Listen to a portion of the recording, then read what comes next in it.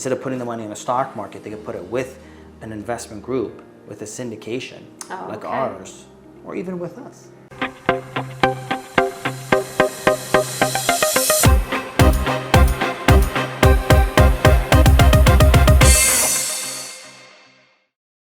Perhaps, what would it be, another way of, perhaps I hear a lot about compound interest accounts and things like that. What does that look like? What exactly does that mean?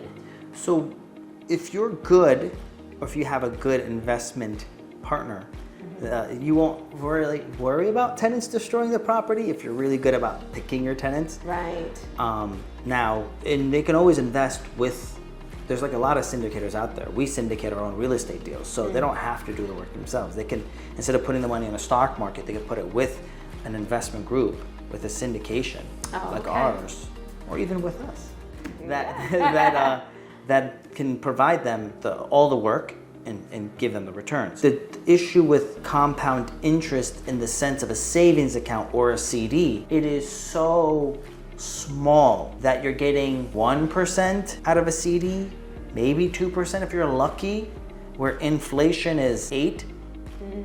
So even though you gained 2% in interest, you lost 8% in purchasing power, so you netted out only 6%, minus 6%. Right. Doesn't take much math genius to know minus 6% over a long time isn't good.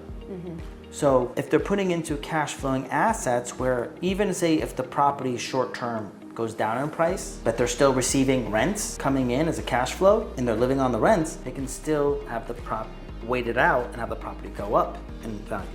But with cash doesn't go back up in value when it's being depreciated. When you're having inflation eat away at your purchasing power of your cash flow, there isn't a reversal of that where there is this opposite effect where my cash has higher purchasing power. That doesn't really happen. It has a feeling of that happening during a deep recession and all these other assets are on sale, so then you can buy them at a cheaper price.